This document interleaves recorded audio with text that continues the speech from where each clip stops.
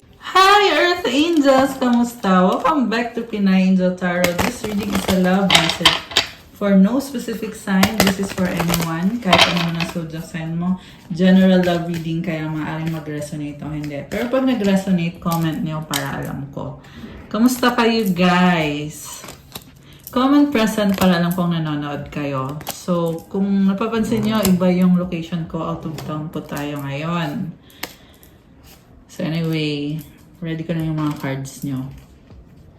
Kuha tayo ng love energies from this oracle deck. Anong love energies connected sa'yo at sa person na ka-deal mo? Honor. Honor your loved one. You will notice your relationship becoming stronger.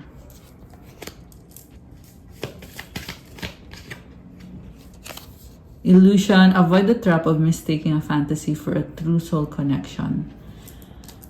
Alam mo, merong person na sobra kang iniisip. Parang ini-imagine niya kung ano yung gusto niya mangyari sa relationship niyo, and there is strong chemistry. Union. Oh my gosh, sabi ko na eh. Yung ini-imagine niya dito is a very intimate moment. The union of divine soul counterparts is a miraculous event that begins when you least expect it. Oh, merong something unexpected. 1, 2, 3 angel numbers. Meron siyang hinihintay. Na-manifest niya yung connection ninyo. And also, meron something unexpected dito. Strong chemistry, passion, either soulmate or twin flame connection. Okay. Admire. It's time to think of everything that you admire in your partner. Okay. Isa pa. Universe. Wow. So, napakaraming possibilities. Yan ang sabi dito. The universe is guiding it to that special person. Allow everything to take its natural course. Divine timing is at work. So, itong taong to ay hindi nagmamadali. Hinahayaan niya na mangyari kung ano man ang mangyayari. Pero, sobrang attracted sa'yo. Gusto ka. I'm hearing na namimiss ka ng taong to. And I just saw 222. Wow! 222 angel numbers. Okay. So, tingnan natin from the tarot. Overall energy is sa bottom of the deck, 9 of Wands. Frustrations. So, bakit frustration? This is someone na feeling niya ginagawa niya lagi yung best niya para sa'yo, para sa relationship nyo. Pero, hindi siya nagwagi or hindi siya successful. At, parang ang dami nitong iniisip nitong taong to. Pero, mahaba naman yung pasensya niya. Hinihintay ka lang niya, obserbahan ka niya. And hinihintay niya yung moment na pwede siyang mag-take action dito. Gusto niya i-pursue yung connection ninyo. So kung nagkaroon ng hiwalayan dito, itong taong to ay hindi sumusuko, andyan pa rin siya. Umaaligid. Yeah. And maybe may mga pinaplano na siya kung anong gagawin niya. Kasi Wands is the energy of passion kasi to eh. Ibig sabihin, action will be taken or meron siyang gustong gawin. Meron siyang gustong ipakita sa'yo or ipaalam sa'yo or i-prove sa'yo. Baka may kadil kang fire sign, Aries, Leo, Sagittarius, or someone na very passionate, very fiery energy. I'm seeing also na naghahanap siya ng kasagutan, baka nagsustok sa'yo. Merong pag-uusap na pinag-aaralan niya. Kung nag-uusap kayo, binabalik mo. Or yung dati niyong mga conversation, binabasa niya ulit, binabalikan niya at pinag-aaralan niya. So, ang focus niya ngayon is the star. Wow, healing. This is also about wish granted. Oh, wow. Minamanifest ka nitong taong to. Wish ka niya. Okay? Hindi ko lang mapakita yung picture kasi walang suot yung walang suot yung nasa picture.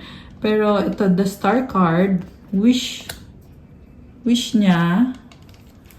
Okay, really hoping. Merong divine guidance. That's nice. What crosses this person is the Fool. So parang feeling niya willing siyang i-risk, pero parang iniisip niya na imagination lang niya lahat. Parang may ganun. Siguro nga, ini-imagine ka niya at iniisip niya na tama nakaka-imagine. Parang ganun. Ayun yung naririnig ko eh. So, baka ini-imagine niya yung magiging buhay niyo sa future.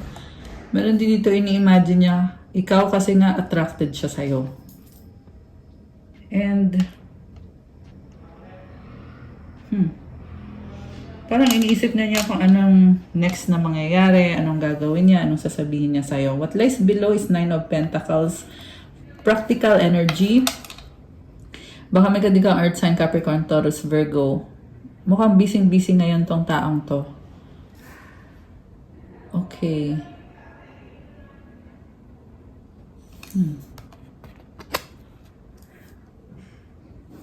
Single siya dito, sabi sa card eh. So, I can sense na there is freedom.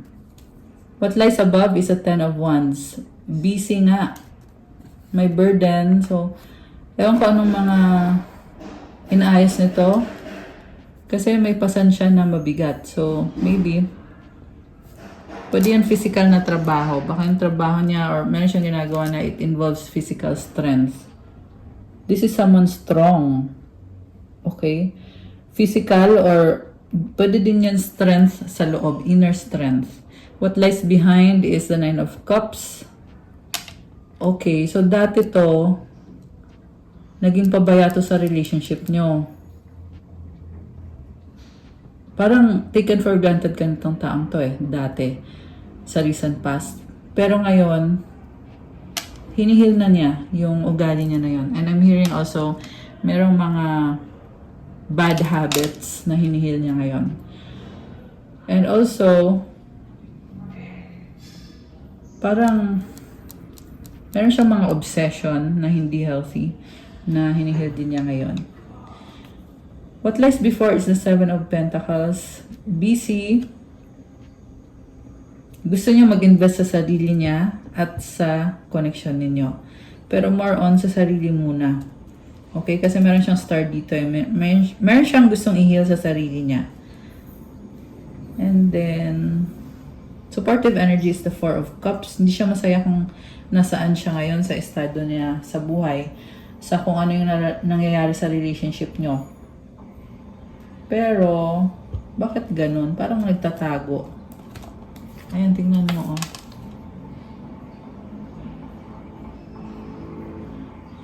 Merong offer na hindi niya tinatanggap. Or takot siya na hindi mo tanggapin yung offer niya. Okay. So, naghahanap to ng opportunity na talagang makakatulong sa kanya. So, ang tingin niya sa'yo ngayon is 2 of Pentacles. Masyado ka daw busy para sa kanya at parang may iba kang options. Ayan, pinagsasabay-sabay mo. Mutual energy is the Chariot, travel. Alam mo, gusto niya talagang magkaroon ng pag-uusap dito at ayusin yun sa connection niyo.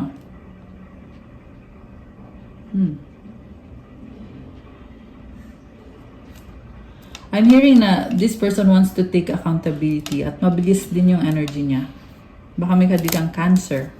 Mabilis yung energy niya eh. So, baka biglaan to tatawag sa'yo or ayan, merong biglaang pag-uusap. Outcome is the Page of Rods. Na-overwhelm siya at dinadoubt niya yung sarili niya eh. Parang lagi niya isip, kaya ko ba to? Meron iba sa inyo LDR. Kaya isa din yung dahilan kung bakit siya nahihirapan kasi magkalayo kayo. Okay, so can you clarify? Parang friend zone siya. At ayaw niyang ma-friend zone. Okay. Queen of Swords. Pinag-aaralan niya kung bakit nagkaganito kayo at nasasaktan siya kasi baka pinagpalit mo na siya or iniisip niya na nag-move on ka na. Okay. Pero for some reason, parang hindi niya masabi. Iniisip lang niya. Knight of Pentacles. Masakit to magsalita. So, galit. Okay. Eight of Wands. Merong pag-uusap. So, possible na mag-uusap kayo kasi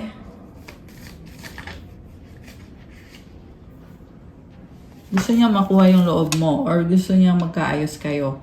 Magkaroon ng peace and harmony. Six of Swords, moving towards calmer waters. So, pinag-aaralan ka niya.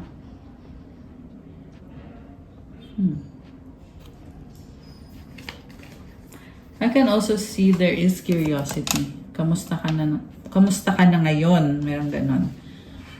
Kung ano na bang ginagawa mo. Naku-curious siya sa'yo. Nine of Swords. Sobrang ka iniisip nitong taong to at yung nga lang sa kakaisip niya sa'yo, na-overwhelm siya eh. Isip lang na isip, wala namang ginagawa. At the same time, may nakikita din ako na yun na nga, merong pag-uusap pero siguro mabagal to. Mabagal siya sa communication, kaya ganon. Kasi ina-analyze muna niya. Knight of Rods.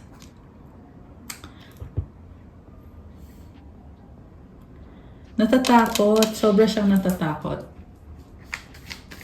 Parang gusto niya siguraduhin na kung magkikita man kayo, dapat makuha niyo yung goal niya, which is magkaayos kayong dalawa. So, the World card is here. Teka, may nalaglag na card. Seven of Wands. Defensive.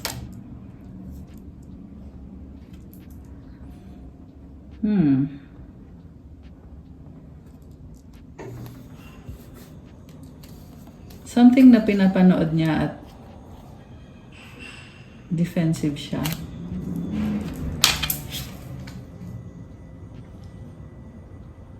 Or dati yung pag-uusap na pinag-aaralan niya.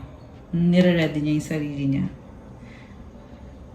Parang hindi siya makamove kasi feeling niya galit ka sa kanya. So, kailangan niya depensahan yung sarili niya. Four of Pentacles. Natatakot.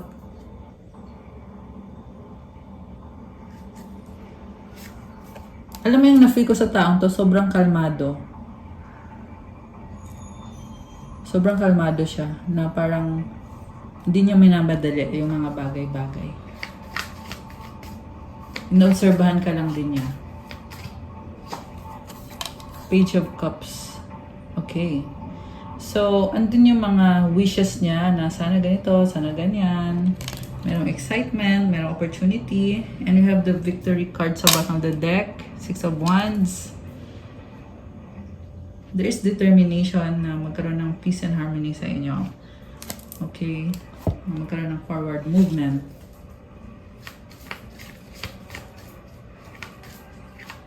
Okay. So, gusto ko i-clarify yung Nine of Wands. King of Pentacles. Okay, parang sasabi dito, pagod na ako sa buhay ko. Wow! Ganon. Napapagod siya. Okay, this can be a breadwinner. Kaya very practical yung energy. At the same time, dami niyang grapes na kulay violet. So, violet symbolizes harvest. I mean, yung mga grapes. So, ibig sabihin marami na tong achievement sa buhay niya. Yung nga lang marami din siyang mga addictions. Kung anong addictions man yan. Also, parang inaabuso siya sa pagiging provider niya. Kaya siya, di ba yung unang sinabi ko, pagod na ako sa buhay ko. Parang inaabuso eh. Justice. Pero ngayon, ito, lumalaban, strong. Kung merong umaabuso sa kanya, nakita ko ngayon na nagsaset na siya ng boundaries. Pwede din itong baliktad. Pwede din ikaw yung nagsaset ng boundaries kasi ikaw yung inabuso. Okay? Pero for the purpose of this reading, itong taong yon ay inabuso at ngayon, sinasabi niya na dito na hindi mo naman ako maloloko eh. Kung naloko mo ako ng maraming taon, pero ngayon, naliliwanagan na ako.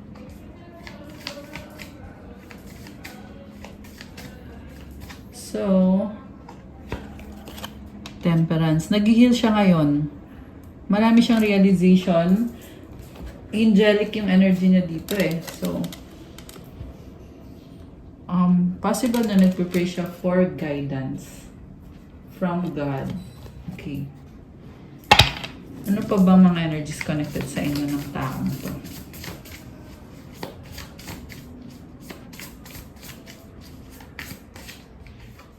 Parang ang daming nangyayari sa buhay nitong taong to. Hoping, expecting, faith, manifesting. Wow!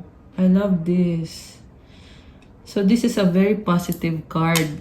Umaasa, faith, tsaka merong manifesting. May mga expectations nga lang siya sa'yo. Na hoping siya na sana, ito yung mangyari, ganito, ganyan. Ganda ng sunflowers. So sunflowers brings positivity. You bring positivity sa taong to. Realization. So, parang gusto pang mag-flip yung card eh. Epiphanies, understandings, awakenings. Hoping siya kasi marami siyang natutunan sa connection nyo. Karma, consequences, cause and effect, deaths. Ibig sabihin, gusto niyang ayusin itong nangyari sa kanya na hindi maganda. So, hoping siya na sana maayos to. At the same time, andun din yung fear niya na basta meron siyang fear eh. Pero, I don't know. For me kasi hindi maganda yung fear eh. Diba? Okay, pero itong person na to, meron siyang positive side, merong not so. Ibig sabihin, hoping siya, pero at the same time, isip din niya na kung ano yung worst na pwedeng mangyari sa inyo. Open heart, receptive, empathy, vulnerable. Okay, ibig sabihin nag-open na yung heart niya. Okay. Realization niya na kailangan buksan niya yung puso niya. Twin Flames family. Wow! Alam mo, sobrang mahal ka nitong taong to. Twin flame mo siya or soulmate mo siya. Gusto niya magka-family or baka meron na kayong family. Finality, farewells, leave behind, closure. Ano yung tinalikuran niya? Meron siyang tinalikuran eh. Time, waiting, cycles, moments. Okay. Tinalikuran niya, time.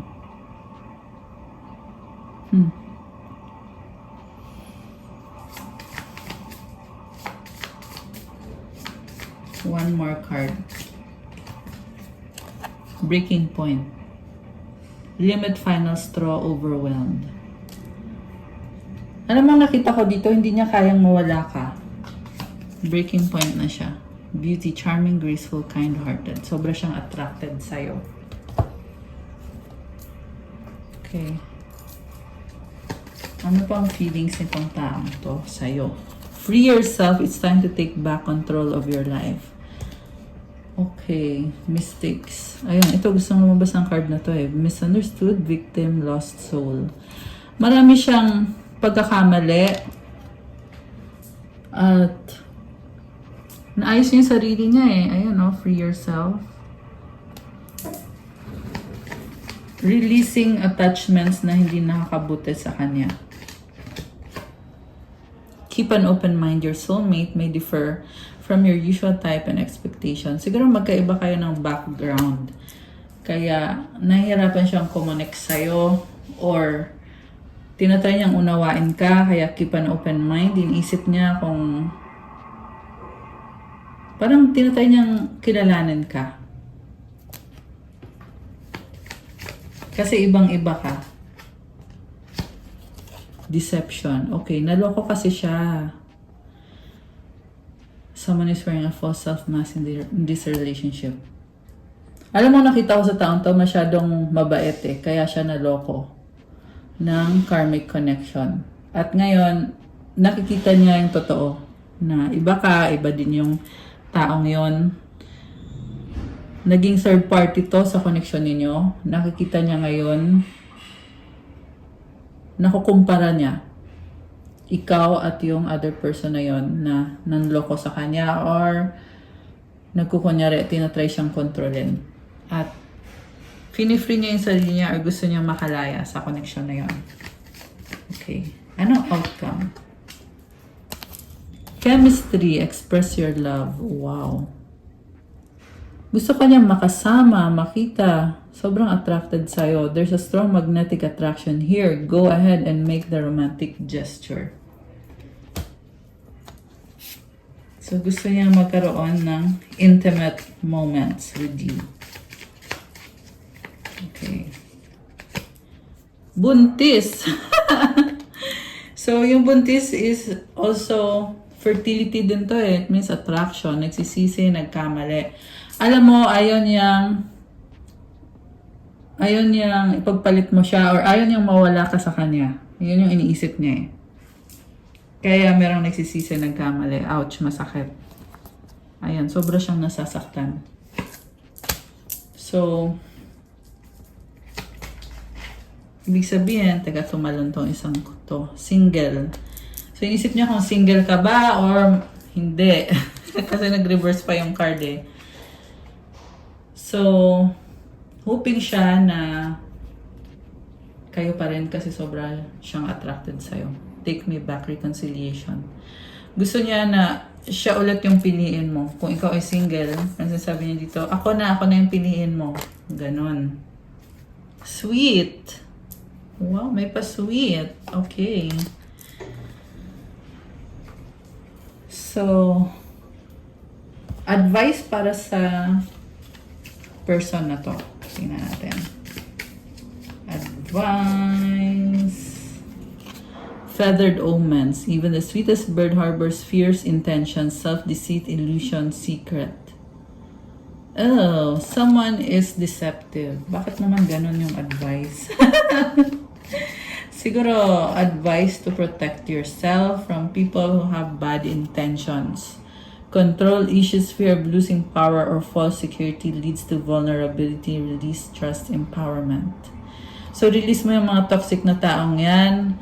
Trust in yourself, trust in God, empowerment. Empower yourself, heal yourself. Yeah, something about protection from people who do not have good intentions. 18 angel numbers on the screen. Self-sabotage, procrastination, negative self-talk, and fear of failure undermine your success, overcoming resilience. So ito na nga yung sinasabi ko about negative or about fear. Kasi yung fear kasi, nagiging blockage yan eh. So alisin mo yung fear or i-overcome mo siya. Parang sinasabi sa'yo dito na kung nakakaranas ka ng mga challenges, kagaya ng procrastination, o yung parang tinatamad ka, nawawalan ka ng gana, or nakakaranas ka ng nag-iisip ka ng negative tungkol sa sarili mo, or nararanasan mo yung fear, or natatakot ka. So sinasabi dito, i-overcome mo yon, baliktarin mo, be resilient, bumangon ka, fight. Okay? So actually, advice sa person mo yung tinignan natin, pero it can be reversed. Pwede din para sa'yo yung advice na yon. So take it how it resonates. Pero kukuha din kita ng advice. Advice para sa mga earth angels, sa mga viewers natin. Advice para sa mga viewers natin. Okay. Have courage. Stop hiding, show up, and let yourself be seen. Fear, vulnerability, growth. Wow! Ang ganda, oh. Huwag ka na daw magtago, magpakita ka, pakita mo yung sarili mo. Magkakaroon ng growth sa'yo. Ayan, so huwag matakot. Okay? Pag sinasabing have courage, ibig sabihin, pagpatuloy mo yung ginagawa mo. Courage. Andyan man yung fear, pero dapat courageous ka. Sabi ko nga kanina, i-overcome yung fear. Ayan. Okay, guys. That's all for our love message for today. Thank you for watching. Please like the video, comment, subscribe, hit the notification bell. Kung nag-resonate kayo at kailangan nyo ng gabay, pwede kayong magpa-private reading. Message lang kayo sa Viber or sa WhatsApp. Nasa description box po yung contact details ko. Tingnan nyo na lang po dyan. At i-message nyo na lang ako. Mas mabilis kasi sa Viber or sa WhatsApp. So, also check out my Instagram if you want to start your crystals journey. May mga crystal bracelets na tutulong sa'yo para gumanda yung aura mo, gumanda yung energy mo, lumakas yung manifestation powers mo, para alisin yung mga bad na energy dyan at bigyan ka ng good energy. So, also, pa-follow na din ang Instagram ko. tingnan nyo na lang po doon at i-message nyo na lang ako. Thank you, Earth Angels. I love you guys. I'll see you again soon. Have a good day or night. Kung kailan nyo man mapanood to. God bless you all and stay safe. Love you guys. Bye!